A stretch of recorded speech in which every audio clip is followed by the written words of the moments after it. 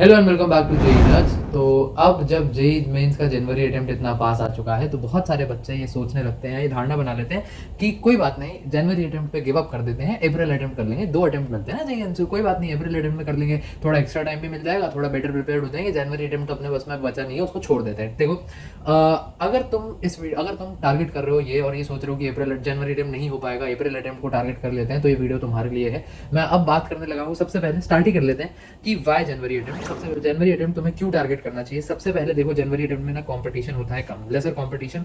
क्यों? क्योंकि जैसे तुम सोच रहे हो वैसे ही तुम अकेले नहीं हो, ऐसा बहुत सारे बच्चे सोच रहे हैं। तो तुम देखोगे कि 50% बच्चा तो गिव अप ही कर चुका है जनवरी अटेम्प्ट पे। तो अगर जनवरी अटेम्प्ट में अधिकतम बच्चा जो है वो गिव अप कर चुका है, तो इसका क्या मतलब है? इसका मतलब ये है कि तुम्हारे लिए एक अच्छा चांस बन जाता है कि तुम जनवरी अटेम्प्ट में ही स्कोर करके निकल जाओ और अपनी रैंक बना ले जाओ। ठीक है, वहीं से बात करी इजियर परसेंटाइल। देखो जेई मेंस जो है हमेशा नॉर्मलाइजेशन और परसेंटाइल का गेम होता है।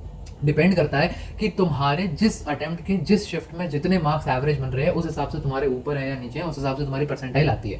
अब अगर जनवरी अटेम्प्ट में बच्चे जो है वो कम प्रिपेयर्ड है, देखो कोई बोलेगा कि 27 जनवरी को तो ऐसा आ गया था और उसमें तो इतनी हाई चलेगी, वो एक एक्सेप्शनल केस है, उसको नहीं अपन जनरल बात करेंगे। तो अगर जनवरी अटेम्प्ट में जो है बच्चा जनरली भी जो है अनप्रिपेयर्ड है, तो तुम्हारे पास एक अच्छा चांस मिलता है कि तुम अभी ही कॉम्पिटिशन को बीट कर ले जाओ, क्योंकि अप्रैल अटेम्प्ट तक सब पढ़ के आ चुके होते हैं। अप्रैल अटेम्प्ट तक तैयारी, वो जो तुम्हारा मास्टर प्लान है ना कि यहाँ पे पढ़ाई कर दूंगा और वो अप्रैल में जाके दे दूंगा, वो तुम अकेले नहीं हो, बहुत सारे बच्चों का प्लान है, लेकिन उन्हीं को बीट करना अगर, तो जनवरी अटेम्प्ट में परसेंटाइल लाना काफी इजी हो जाता है।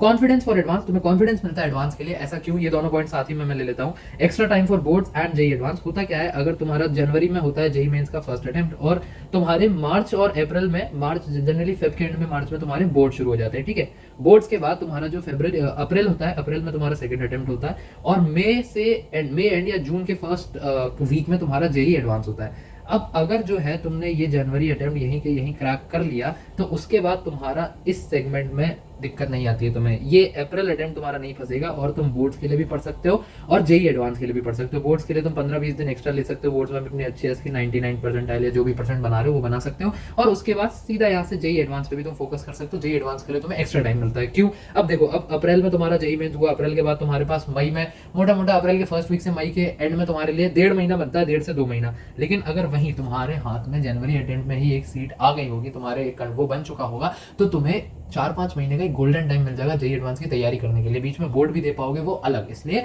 जनवरी अटेम्प्ट पे 4 लेना तुम्हें एक सिग्निफिकेंट एडवांटेज देता है। ठीक है, अगली बात कर लेते हैं कि भैया बोल तो दिया आपने, पार्डन में बैड हैंडराइटिंग, बट इस जनवरी अटेम्प्ट स्टिल पॉसिबल? बोल तो दिया आपने, पिछला सारा जानकारी बता दी, लेकिन प्रॉब्लम तो हमारी वहीं के वहीं रही कि पढ़ाई तो नहीं हुई है उतना, तो क्या करें? तो इसका जवाब है बहुत बड़ा एक यस, फिर से पार्डन में हैंडराइटिंग। लेकिन अब यस है तो उस यस को कैसे काबिज करना है उसकी मैं आगे बात कर लेता हूँ। देखो, सबसे पहला हाउ में बात कर लेते हैं। सबसे पहला बिलीव इन योरसेल्फ। इस पॉइंट पे ना बच्चा अधिकतम ये गलती करता है कि खुद से अपना विश्वास खो देता है। पहचानो खुद को कि तुम कितने टैलेंटेड हो, कितने काबिल हो, और तुम क्या उसको कितना ज्यादा वेस्ट करो, क्या तुम्हारा पोटेंशियल है, उसमें उसमें भरोसा रखो, अपने ऊपर भरोसा रखो। खुद को रोज उठ के सुबह बताओ कि मैं कर सकता हूँ, मैं करके दिखाऊंगा। एक पॉजिटिव माइंडसेट जो इंसान रखता है ना, पॉजिटिव माइंडसेट वाला आदमी, ऐसे मुझे लगता है कि उसके पास एक सिग्निफिकेंट एडवांटेज है। जेई मीन्स अकेडमिक्स, पीसीएम, ये सब का गेम है, लेकिन जितना ही इसका गेम है ना, उतना ही कॉन्फिडेंस, टेम्परामेंट और सेल्फ बिलीफ का भी गेम है। अगर तुम्हारी इस पे पकड़ है, कोई बच्चा पीसीएम पढ़ के चला जाएगा, बहुत अच्छे पीसीएम पढ़ लेगा, बहुत उसके क्वेश्चन एग्जाम टाइम में जाके घबरा गया, हाथ कांप रहे, सवाल सॉल्व नहीं हो, क्या फायदा निकला? कोई एवरेज पढ़ाई करके गया, लेकिन एग्जाम टाइम में एकदम काम है, थोड़ा एग्जाम टाइम में दिमाग लगा रहा है, तो जो ना आता वो सवाल ही वो बना के ले जाएगा। इसलिए अपने ऊपर भरोसा रखो एकदम, और कि तुम कर सकते हो। ठीक है, दूसरी बात आ जाते हैं, सेट द राइट टारगेट्स। देखो, अभी तक तुम्हारी अगर पढ़ाई नहीं हुई है और तुम्हें लग रहा है कि 3 महीने, अब इसमें ऐसे मत करो कि तुम सीधे ही जो मॉक दे रहे हो उसमें 250 की उम्मीद कर लो। ये गलत अप्रोच है, क्योंकि तुम्हें भी पता है, मुझे भी पता है, तुम्हारी तैयारी उस ऑप्टिमम लेवल की भी नहीं है। अगर तुम्हारी तैयारी है से 150 के लेवल की और तुम 250 के लिए टारगेट कर ले जाओगे, नहीं आएंगे तुम्हारे नंबर। कुछ बनेंगे 140 से 145 और हो जाएगा तुम्हें भयंकर डिमोटिवेशन, और डिमोटिवेशन होगा तो तुम पढ़ाई का वैसे ही लॉस करोगे। इसलिए अगर 150 की तैयारी है तो अगले मॉक में 170 टारगेट करो, वहां से 190 टारगेट करो, फिर 210 टारगेट करो।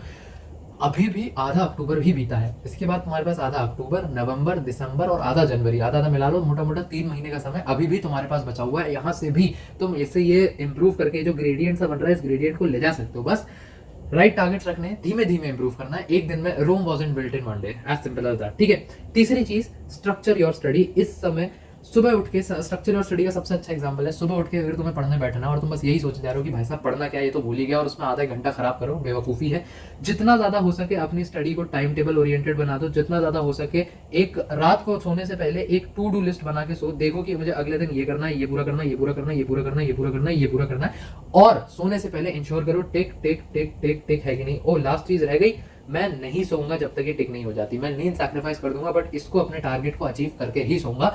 अपने साथ एकदम स्ट्रिक्ट हो जाओ, डिसिप्लिन हो जाओ, ठीक है। स्ट्रक्चर और स्टडी में एक चीज और, आपने स्ट्रक्चरिंग के साथ साथ ये तो है कि कब टाइम टेबल बनाया, क्या बनाया। स्ट्रक्चरिंग में एक चीज और तुम्हें आइडेंटिफाई करनी है कि तुम्हारी किस पे पकड़ है, पीसीएम किस पे तुम्हारी पकड़ है, कौन सा तुम्हें इजी लगता है, कौन सा तुम्हें डिफिकल्ट लगता है, उस हिसाब से अपने टाइम को इंटेलिजेंटली डिवाइड करो। सपोज करो फिजिक्स तुम्हें काफी इजी लगता है, तुम्हारा हो जाएगा, तो फिजिक्स को मैथ्स के जस्ट बात कर लो। मैथ्स तुम्हें मुश्किल लगता है, वो करने के बाद तुम्हारा कॉन्फिडेंस गिरेगा, दिमाग खराब होगा, उसके जस्ट बाद फिजिक्स उठा लो, फिजिक्स इजी लगेगी, तो उसको करना इजी होगा और टाइम भी खराब नहीं होगा कि मैथ्स के बाद यार मैं बैठ के सॉल्व कर रहे हैं, परेशान हो रहे हैं, मैथ्स नहीं हो रही, मैथ्स नहीं हो रही। मैथ्स के बाद सीधा फिजिक्स उठा लिया, मुश्किल चीज के बाद इजी चीज उठाई, वैसे ही फिर केमिस्ट्री उठा लिया।